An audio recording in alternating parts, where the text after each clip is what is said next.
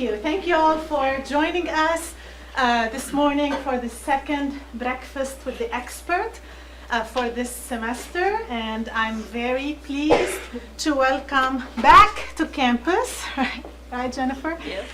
Ms. Jennifer Stewart, Vice President of Corporate Innovation for Eastman Chemical Company. Jennifer was very kind to accept our invitation to join us this morning to share with us her experiences in building an innovation culture and her thoughts about how to nurture it. In her current role at Eastman, she oversees the corporate innovation portfolio for the company, including both the top innovation programs as well as the emerging initiatives, all aimed at driving growth and revenue for Eastman and at strengthening the position of the company as a global leader in the market, in the chemical industry. So Jennifer has had an exceptional career with Eastman. We were just talking about that a minute ago. She celebrates this year her 30th anniversary with the company. She joined Eastman in 1986 as a research scientist and has progressively advanced through executive management positions in the areas of marketing, business development, and business management. Prior to her current role, she served as Vice President and Managing Director for the EMEA region of Eastman. That's the European, Middle Eastern, and Asian region. So she has some interesting international experiences as well. Jennifer is a graduate of ETSU. She holds a degree in chemistry from ETSU and also an MBA from Duke University. So thank you so much for being with us, and we look forward to hearing from you. Let's give her a warm welcome.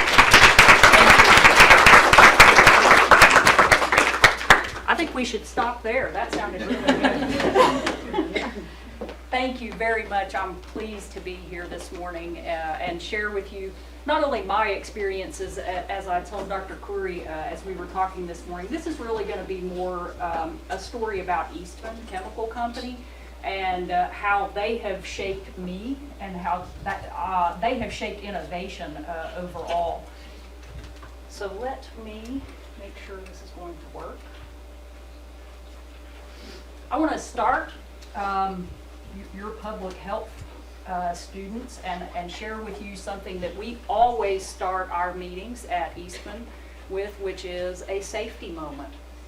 This is a core value for our company of actually caring about each other, caring about the people that we work with. So when you think about a chemical company, you might think this is about our process safety or making sure that our manufacturing processes are safe. It is that. It's a core value because we run dangerous processes at a scale, and so we think about things before we do them. But we've also extended that, particularly in the research and development area where I work in the company. We've extended that to a program that we call Actively Caring, and that is challenging each other to speak up. When you see someone doing something that they may just have their blinders on and are doing without thinking, speak up. It's a really hard thing to do to correct someone, but if you think about it, it's much better than the consequences of someone being hurt. So I just wanted to share with you a safety moment that I had this morning walking in. I'm not familiar. It's been a while since I've been back to the campus here, in the buildings, and the crosswalks have changed. I crossed the street, not in the crosswalk this morning, and I kind of kicked myself after I did it. I could have walked 100 more yards and walked through the crosswalk and done that in a more safe manner. So I just wanted to share a personal story with you. Seems pretty trivial. We talk about things like holding handrails when you walk on the stairs. You would not believe how many people are injured just walking on the stairs. So challenge you a little bit this morning as public health students to think about your own safety and about the people around you, people in your classes, particularly if you get in a high-risk environment working with tools. For us as a company working with chemical processes, this is definitely a core value that we think about every day. I won't belabor my career. I thought I would at least take the chance to introduce the history of things that I have done at Eastman that have really led up to the current role that I have in corporate innovation, and also share just an experience from being stationed in the Netherlands. Dr. Khoury mentioned that prior to the role that I'm in today, I lived in Rotterdam in the Netherlands for a couple of years and had the tremendous ability to see a wide range of Eastern Europe, Africa, the Middle East areas while I was in that position for Eastman. Eastman doesn't have a large footprint in Middle East and Africa, but we have sales, so we have distributed field people. And it was a very eye-opening experience, and I suspect something that drives many of you is helping developing countries and emerging countries, and that was a really important experience. And I think tying that back to Eastman and the locality of the things that a company, and a public company, can do to support the communities that they work in. We have a facility located in Kohtla-Järve, Estonia, very developing area that we're actively involved with the schools. We've actually brought educators from the local high schools here to East Tennessee and done some exchange of information and trying to help that community as a whole, because we are a constituent of that community. We have a lot of employees. It's in the company's interest to have educated people to work in our facilities, so it's a mutual partnership. Oops. I'm going to stop talking for a minute. I hope this will be a little bit more interactive. How many of you are from East Tennessee? A fair number. How many of you have heard of Eastman Chemical Company? Good. There should be lots of answers to this question. What do you think we do? What's your perception? Just shout it out. What do you think we do on a daily basis in Kingsport? Nothing? We do nothing. Speak up, guys and gals. Thoughts? Anybody live in Kingsport? I do. You can't answer what you think we do. You guys got to talk to me. What do you think that we do as a company? Make chemicals. Okay. Anybody else? Okay. It's early. Well, let me give you a little bit of a taste of what we do. We have 15,000 employees globally. The company has changed a lot over the last 5 to 7 years in particular. We are almost 100 years old as a company, originally part of Eastman Kodak, but in 1994, Kodak was really struggling as digital photography came into being, and they really didn't jump on the bandwagon, and there's an innovation story in that, but we won't talk about that today. George Eastman decided that he wanted to be integrated with chemicals, and he started the facility in Kingsport to manufacture a product for Kodak, a single product for Kodak. Today we have thousands of products. We have 49 manufacturing sites across the globe.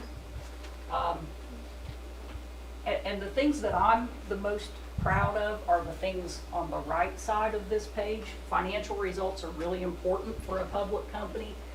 But the thing that I'm going to talk about around our innovation capability is tied to the culture of the company. So this is a very surprising award for many people. Glassdoor is an employee online survey that is completely employee generated of comments about their workplace environment. And so companies like Amazon and Google are in the top 5. Eastman is in the top 5 on Glassdoor for the last 3 years. That's a huge, huge statement about how much employees like working there and the culture and the core values of the company. And it's tied closely to the second award, which is we're in the top 10 of the world's most ethical company. There's lots of opinions about how that culture has developed, but the nice thing about culture and the dichotomy and the sword of culture is once you develop it, it's really hard to change. And so the ethics of the company and the integrity as we deal both with communities, with suppliers, with customers, with ourselves is really high, and we've won an award for the world's most ethical company. So again, legacies around what the culture of the company is that we're going to talk about how that relates to innovation. Our values, we talked about safety and wellness. The company does a lot to support the wellness of its employees as well. Programs, support, incentives for our own health, customer focused, and we're going to talk a lot about innovation, but these are our stated public core values as a company, and as evidenced by some of the awards and the longevity of employees who choose to stay at the company are really the way we actually do things. You might find some companies who have pieces of paper and they stick them in the drawer and they talk about them, but they don't really live those as values, and that is certainly not the case for us. It's the way we actually treat each other. And I'm going to shift the conversation more to innovation as one of the core values of Eastman. And this dates back all the way to the history of the company. As I mentioned, on the left side, this was the first plant, George Eastman. On the left, built on the Holston River here with an intentional purpose of a single product.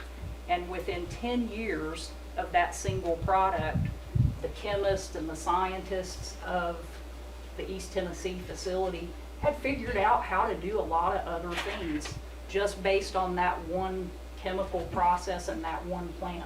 The byproducts, they were using the byproducts, they developed a different set of customers, a different set of uses for the chemicals, and so they had already at that early stage begun to branch out beyond supplying materials to Kodak. It was our primary mission and reason for being was to service Kodak.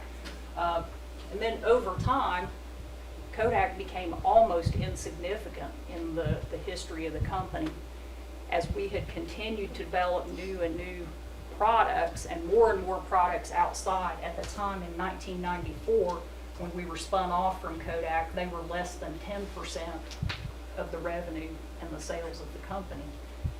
So innovation is the DNA of our company. It really was there from the very beginning of taking what you had, what was given to you, quote, from the mothership of Kodak, and making the most out of it that you could. Branching out, finding new ways to use the products and byproducts.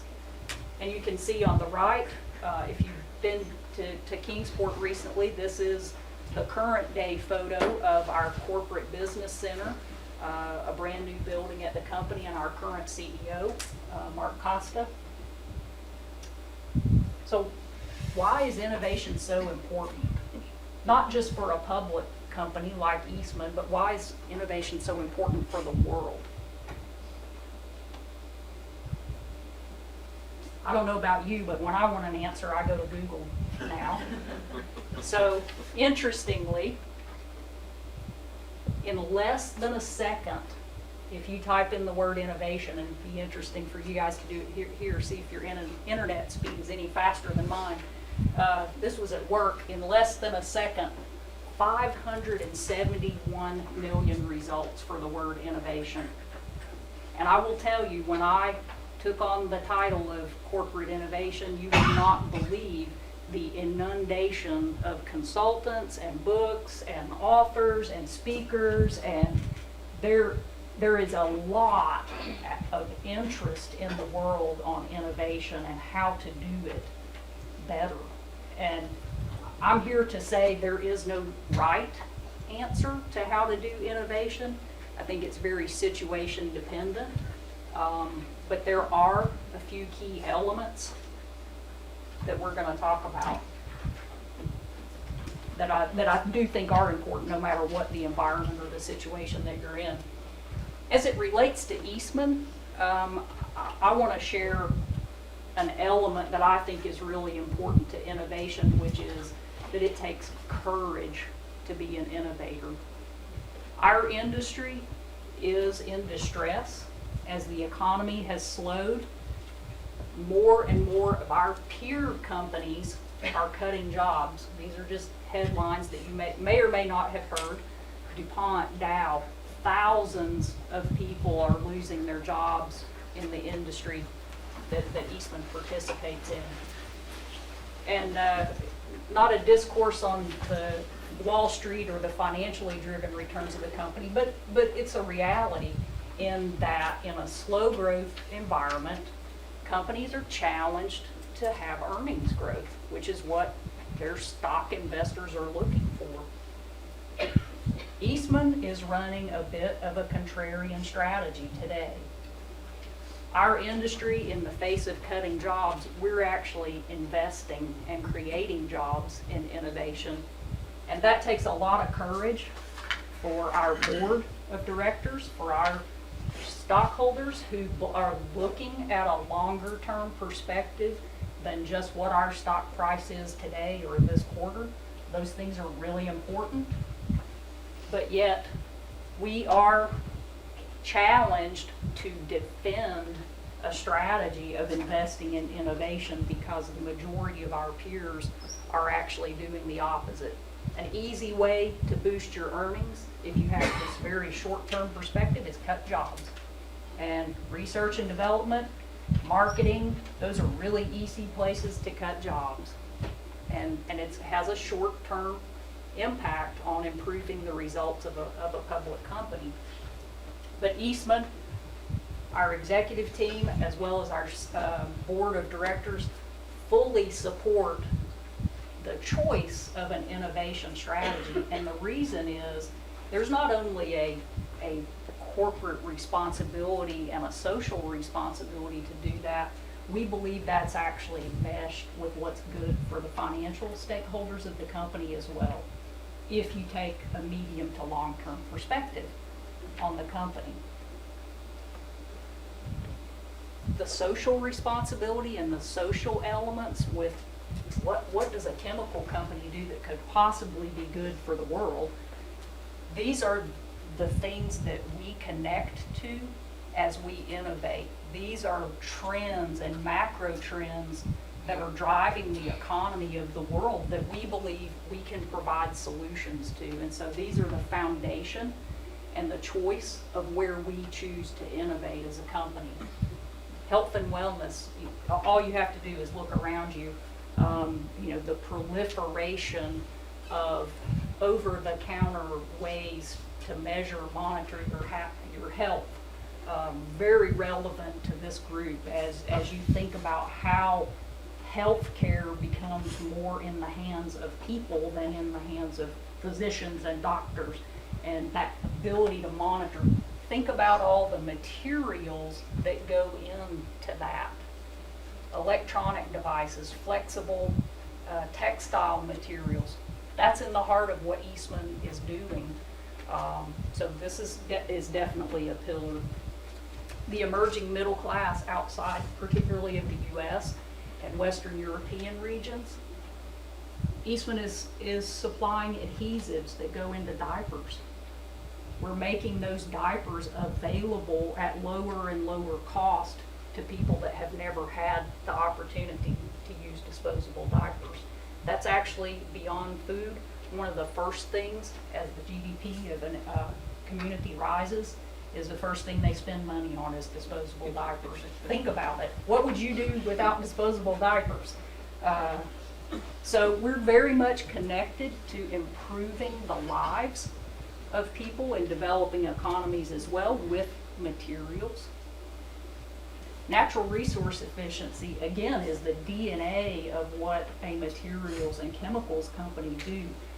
The more efficient we are in our processes, the less energy that we use, the more cost effective it is for us. So it's a naturally synergistic driver for us to be efficient with resources.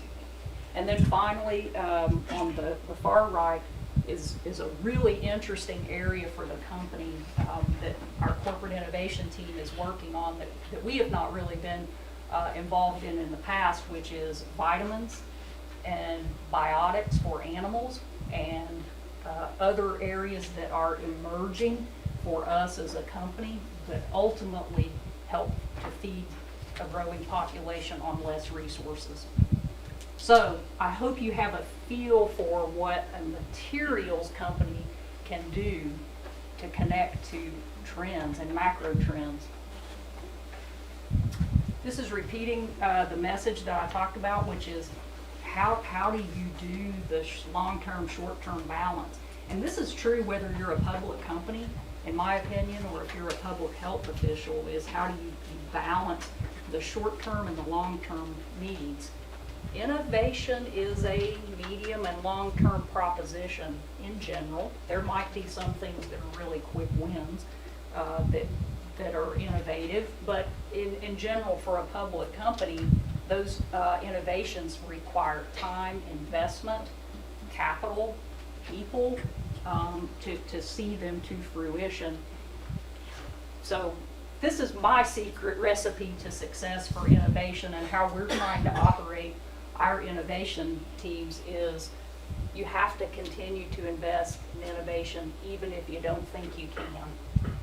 Even if things seem really desperate, even if things seem that all you can focus on are the short-term activities and tactics of what you're doing, make time, focus and dedicate a few resources or a few hours of your week to think about innovation and things that could take a longer time frame to accomplish. And then secondly, if you're going to do it, be good at it. You know, be efficient, be excellent at that, the hours of allocation that you have as a person, or the corporation's focus on corporate innovation means we're a dedicated set of resources. That's all we do, and so we have to be really good at it and very focused on that. I hope you're awake now, because I'm going to ask you another question. What do you think is the most important element necessary for innovation? As you think about innovation, what's the most important aspect you think of?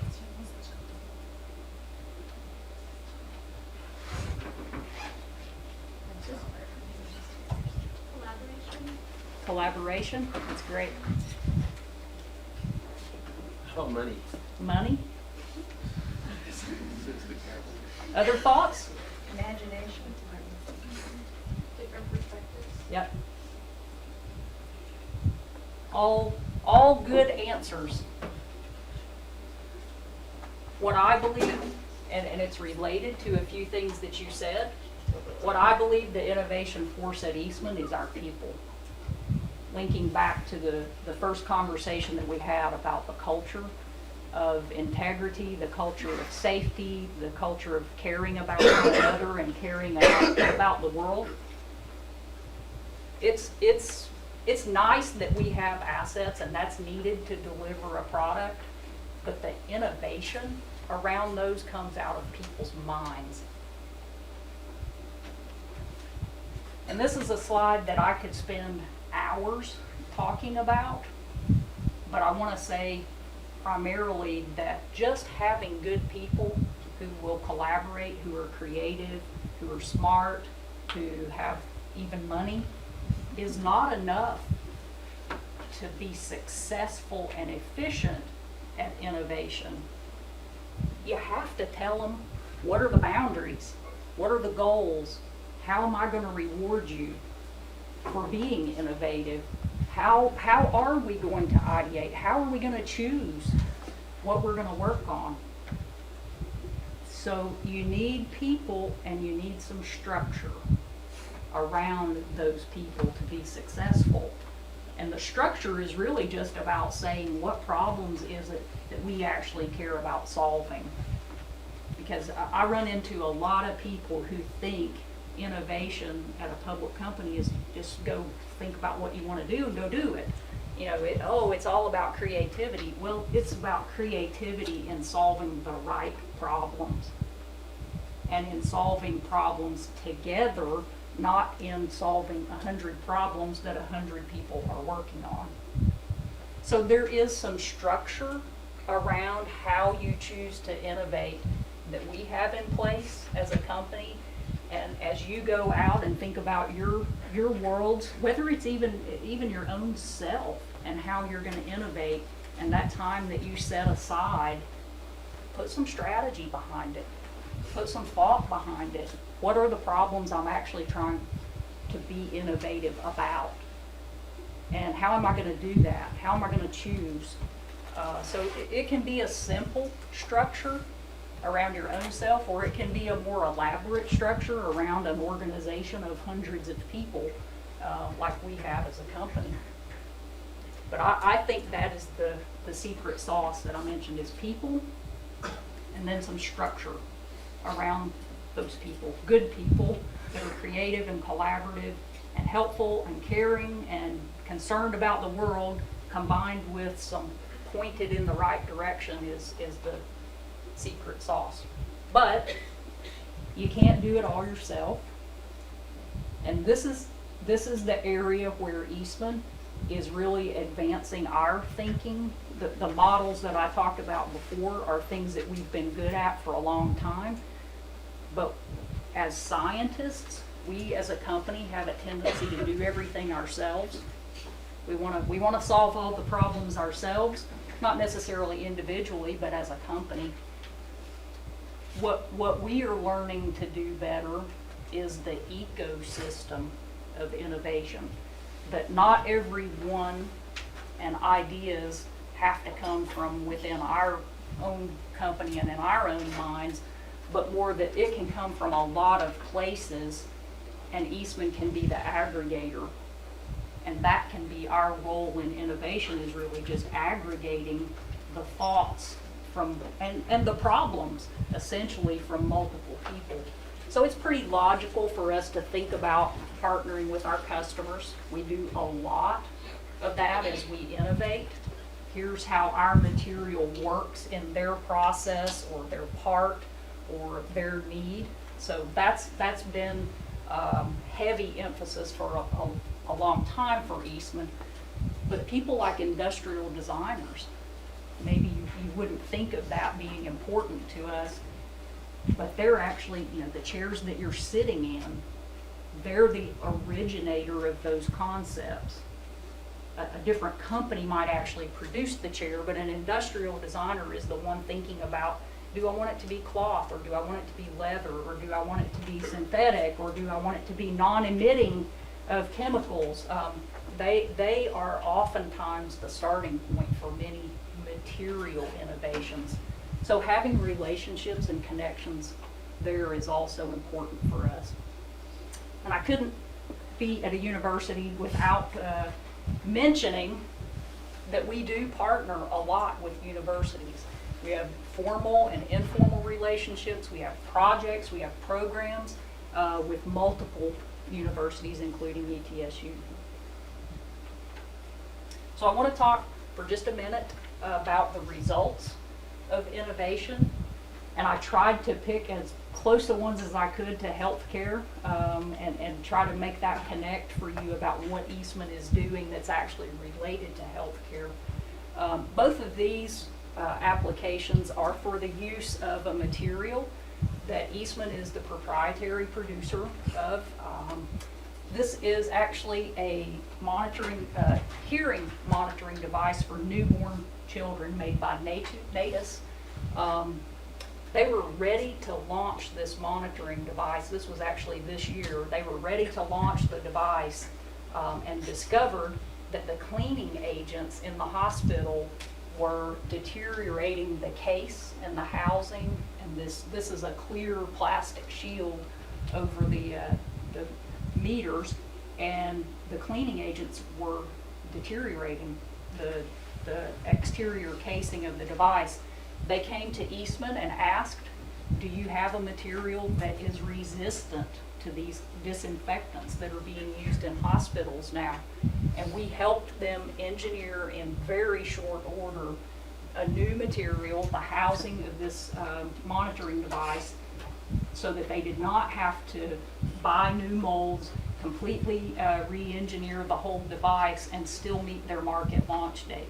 And so this is just launched this year from a material that was developed for water bottles. That was the original purpose of the material that we developed. So again, innovating that material in a way that it was not intended for its original use. Same material, because of that chemical resistance, these are syringes made by DMV Medical, I believe is the company. NewGen is the name of the syringe. These are pre-packaged drugs, so they're delivered in the syringe already portioned out to the medical community. Generally very harsh pharmaceuticals and drugs like chemo treatments, so that people are not handling this. It's coming pre-packaged. And the unique thing about the material here is it survives sterilization. So our material can be sterilized and then filled with the drug. So a couple of innovations that Eastman is involved in the health and wellness area. And then one that I think you'll find very surprising, the windshield of every vehicle in the United States is actually a multi-layer structure. There's glass on both sides, and then in an inner layer is a very sticky, adhesive-like film material that is put there. And if you've ever seen a windshield actually shatter, it shatters in pieces, but it stays in place because it's stuck to a piece of tape, essentially, that's in the middle of the windshield. So all cars in the U.S. have been required to have this because of safety. When you have an impact, you don't have shards of glass flying everywhere. We have continued, and this has been true for several years, but we have continued to innovate around that film material as it is structured into your windshield. Think about all the devices now. We don't have so many of them here, but toll booths and cell phone, these are all electronic signals that have to make it through the windshield. And so we're improving the emissivity of those signals so that you can still talk on your cell phone and have that protection. There's also the acoustics of your car can be improved by the material that you choose. So higher end cars have higher end material to improve the acoustics of a vehicle as well.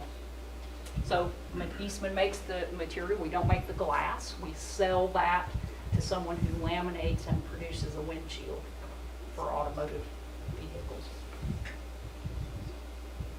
So end of the Eastman story, and I want to turn this challenge a little bit to you, which is as I thought about some of the biggest innovations in healthcare, does anybody know what these are?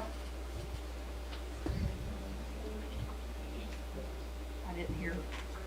Iron lung, yes, good, great. You know what they were used for primarily, or what they're known for? Polio treatment.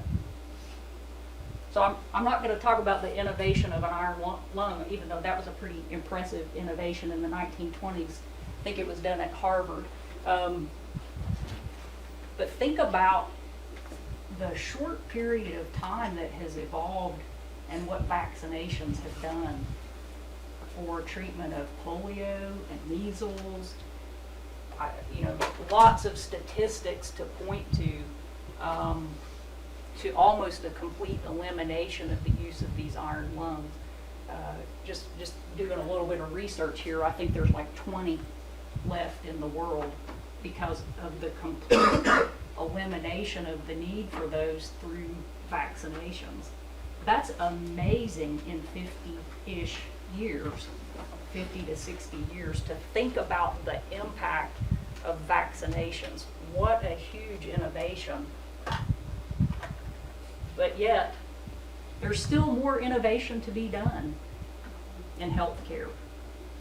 So given the principles that I've talked about today, I'm really excited. I've visited the facility at Valley Brook. Hopefully many of you are either in class or will have classes there to think about how you can use these principles of innovation in your own life, or as you think about how to improve healthcare. Just my key takeaways, and we'll open it up for questions. Haven't been a very talkative group, but hopefully a few questions. I think that innovation takes courage, it takes leadership, and it takes that long-term perspective, which means you have to choose to focus on that. It's driven totally by people, but those people need some structure and focus around them.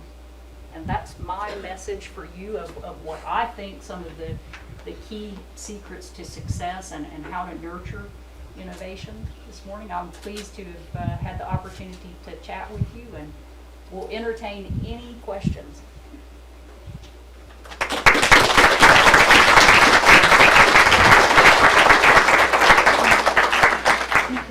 Yeah, you do have the water. Yes, The water thank you.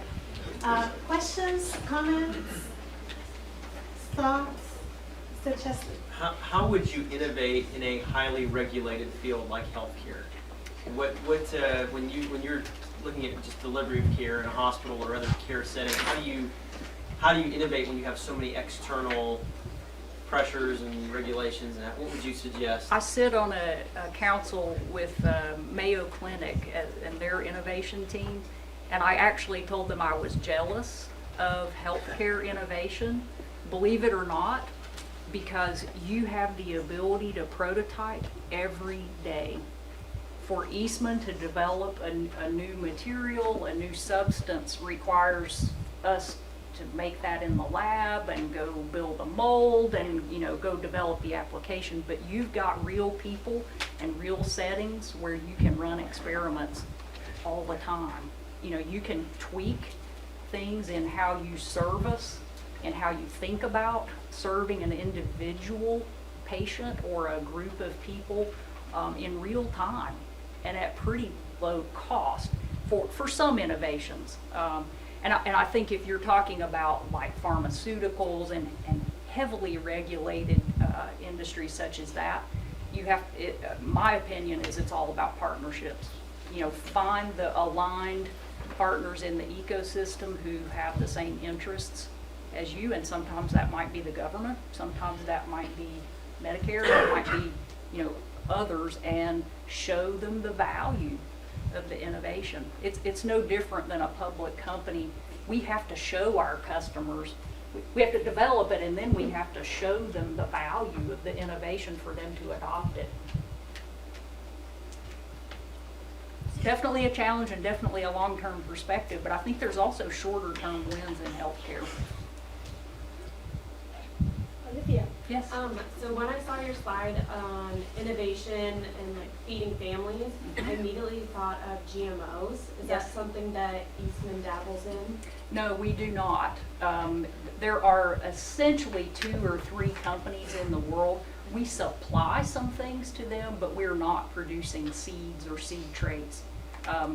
We would be closer aligned maybe with fertilizers that help things grow, but we're not involved directly in GMOs. It's hard to get people in certain fields to think about the importance of innovation.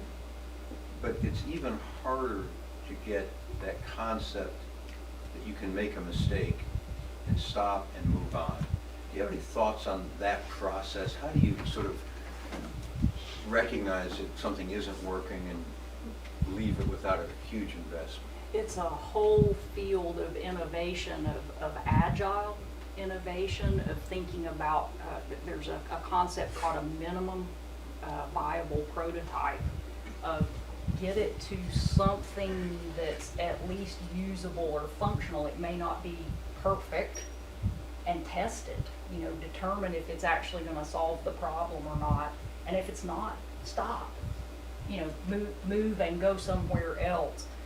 It's a really hard thing, I think, for people with an analytical background to do.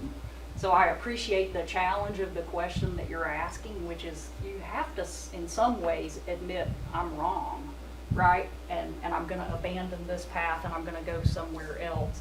I don't have an answer for that other than creating, what we try to do is create an environment where we ask really tough questions, but we ask them in a collaborative way to say, is this really viable or not? And hopefully the inventor, you know, chooses to, no, this isn't really viable. I need to think about it a different way. But it's hard to say you're wrong and abandon an idea. And I would say for public companies, and maybe even other companies in general, keeping projects in your portfolio too long is a big problem. You know, things that really aren't ever going to come to fruition, but they're such holy grail, you know, answers or solutions or value that you keep working on them. It's a great question. This is more of like a trivial question, but do you know what that first product was that Eastman made for Kodak? Methanol. Yeah, it's a really interesting story. The reason they located the facility here was the abundance of trees, and the process to produce methanol way back then in the 20s was to distill it from the wood, to distill it from the trees. It's not true today, but that's the reason they located here, that plus the river for cooling water. Yes. Okay. So this is kind of a two-part question. One, you know, you're obviously dealing with a lot of chemicals, and you know, as public health folks, that's something that we're obviously concerned about. How do you go about testing all the different chemicals that are going into products, particularly the ones that are used in human populations, for making sure that they're safe and effective and so on? The second part is, you know, relative to pharmaceutical company, kind of what's your time to market whenever you launch a new product? Like, how long does it take for you to get it to where it's in the market? Remind me the second question, so I'll answer the first one first, in case I forget. We are very responsible with and working with regulatory agencies on the use of materials, whether that is OSHA, who primarily regulates the exposure of our employees to things that are in process and in the workplace, or in the end use. And there's many regulatory agencies. It could be FDA, it could be USDA, it could be others outside of the U.S. as well, that regulate the product in its use. And so we have a lot of capabilities to do those testings ourselves, but we also cooperate with those agencies to ensure, you know, what is the toxicity of the chemical. We think about the process safety, what are the hazards for our employees, potentially of handling a chemical, and then what are the potential hazards for a user or consumer of the material, all along that chain. And a lot of it is testing. A lot of it is toxicity testing. A lot of it is sharing that information amongst the community of chemical producers, which we do through a program called Responsible Care. So very actively, I mean, it's in our interests as well for that to be safe, both for our employees and for the end users. And then your second question Well, the was second part was kind of time timing. to market. Like, how long does it take you to get a new product out? It depends.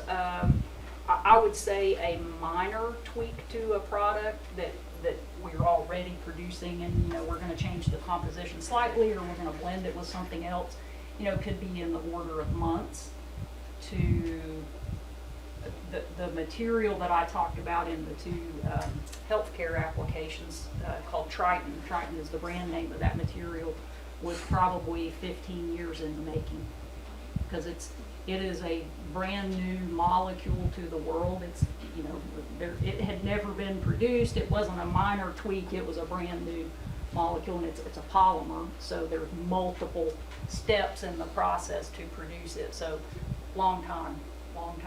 Maybe right up there with pharmaceutical for a brand new molecule to the world. And chemical companies do a lot less of that today than they did in the 60s and 70s. A lot of times we're blending things together and getting synergistic benefits. Dr. Stewart. You could, you can go if he wants to. You had mentioned applying innovation to personal growth. Mm-hmm. We have a class project right now that's sort of centered around that. Can Yes. you speak a little more about that?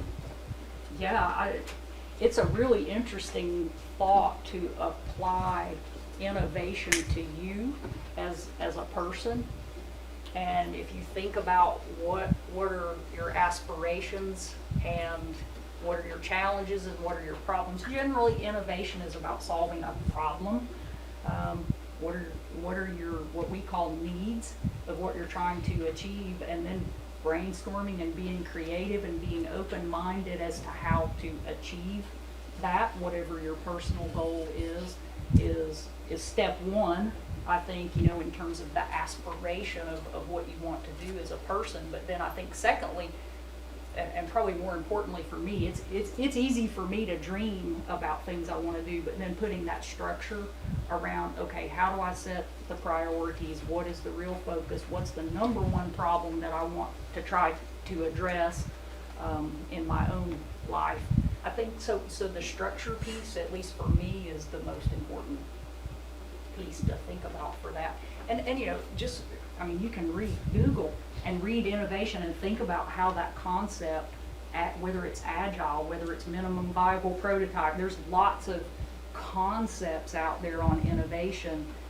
Think about how that applies to your life. How do I find that out fast? How do I determine, is that really an answer for me? Is really jump to the end and think that through. That's right. So how does Eastman balance, I don't know how you call it, front end and back end innovation? So the front end is, well, I want to create Tritan. I want to create a Yes. product that does X, Y, and Z. Yes. Once you have that product, how much time do you spend, where could we take this product? We're a new market. So it's not innovation to create, it's innovation to apply. Yes. Wow. That's what we are trying to do. We do think about things as front end, where we're more open. And once you have accepted a project, an idea into your portfolio, then we move more into execution mode, which you might think of as how do I get it done and how do I apply it. And the way that we manage that is really more just the breadth of what you're willing to look at. So our front end is a little bit broader lens, but once it's in the pipeline, we execute them the same, which is we try to fail fast. What is the most important assumption or the most important attribute that we need to prove or disprove in this innovation, and we try to do that first. And so it's kind of a gated process through that, and we manage them the same no matter where they came from, and all of that is around where is it going to be applied. Even when it comes into the front end, that's still, we're asking the question of whose problem is that going to solve, not just, hey, we have a cool new molecule to make. At the time, I mentioned it was created for a different purpose, but the original molecule had a purpose. We had an application, we had a user, we had a need that we were trying to solve. We try not to let a lot into the pipeline that it's not attached to solving some problem. I know you said initially Trident was supposed to be used for water bottles before you guys switched over for the healthcare material. It's used in both. In both. Mhm. But what is the difference between that material and what's used in like initial water bottles like before Trident? Like what is the benefits of using Trident? So I'll correct myself, it's not water bottles like these. It's Camelbacks and the clear, durable, reusable. And the main difference in that material, the main attribute of that material is it's sterilizable. You can put it in the dishwasher, it'll stand up, it's durable. If you put this in the dishwasher, it'll shrink, it'll, collapse. And it's really the temperature resistance and the temperature capability of that product, which is what we translated it to here for these applications. Partly is the temperature that it's exposed to, but it's primarily the chemicals that it are exposed to. It's resistant and will withstand those chemicals. Yes, Yep. I'll ask a two-part question Okay. too. I guess when did Eastman create your position, a vice president for corporate innovation position? And what does like a typical day in your life look like? And how do you go about leading the innovation culture of the organization?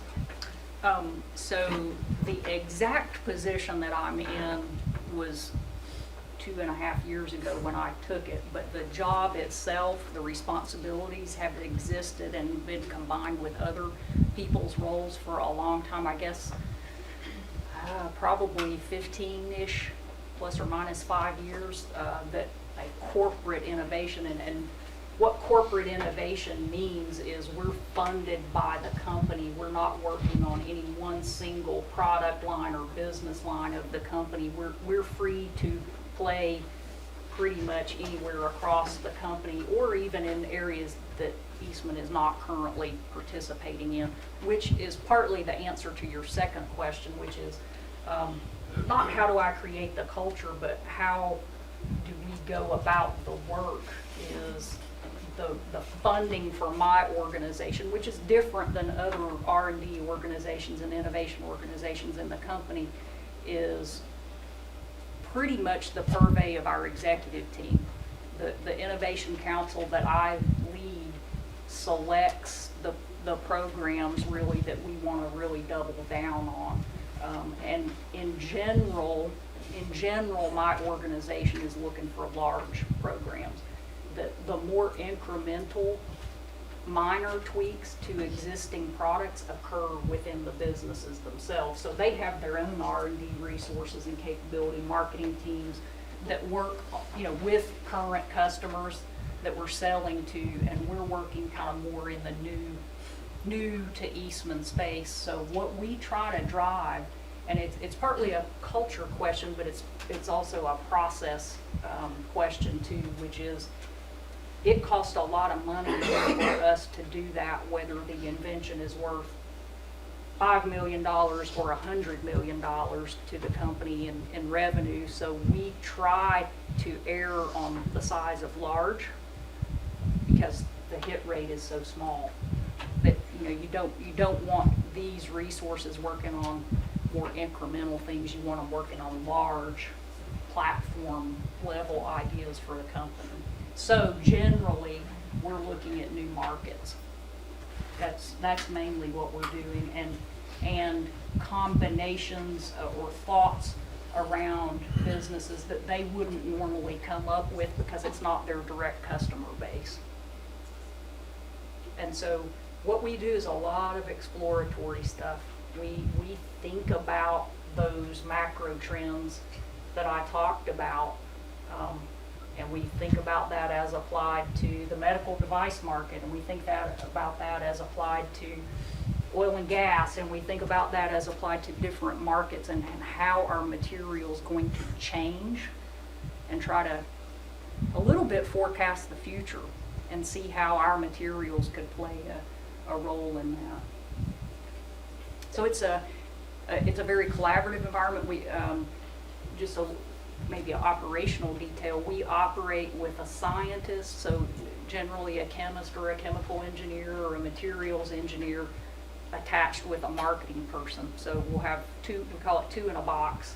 And those people work together to come up with concepts that they build out the case for why we should invest more and more in that together. So it's a team of two, and you know, the team of two grows over time, hopefully to big, large programs that we're investing, you know, tens of people in those at a time. And actually, you asked the most difficult question for our team, which is letting go of projects or killing an idea is really, really hard. It's hard. So, you know, trying to celebrate kills, I mean, that's not our goal. Our goal is not to kill programs, but you have to do that to be successful. So oftentimes we're having a lunch celebration about that was a good decision to stop, you know, working on something. But that's really hard. It's hard for me too. You know, you become a champion of an idea, and it's hard to let go. I think we take a final last question. This is sort of a two-part question also. You mentioned that you guys like to focus more on projects that are focusing on solving specific issues. So how do you decide what projects you're going to work on? Like, is it a company coming to you saying we have this problem that we need a solution for, or is it just like a council, something like that? And then the second part of my question was, do you ever have opportunities for employees to come to their supervisors and present ideas that they have? The answer is the same to both questions, which is we don't care where it comes from. A lot of ideas originate with a customer. They oftentimes originate with an employee. They oftentimes originate from somebody reading something. They originate with our partners in the ecosystem that I showed you. We've had several of our recent innovations come from our university collaborations, and a student actually solved the problem. So the answer is, in that front end, we're open to ideas from anywhere. And I will tell you with Eastman, I don't think this is the case as I've done benchmarking in other industries, but I will tell you with Eastman, our problem is not lack of ideas. We have hundreds of ideas. Our problem is focusing down on a critical few. I think other companies, and that's probably partly our heritage and our DNA, and that we're mostly scientists who like to solve problems and come up with ideas, but I think other companies have to do more to stoke that creativity and the ideation part of what problems, you know, let's go find some problems. We just never, I don't have that problem. And the ideas can come from anywhere. We don't care. It's really about, you know, what's the value of the idea and the solution, and how long is it going to take us to get there.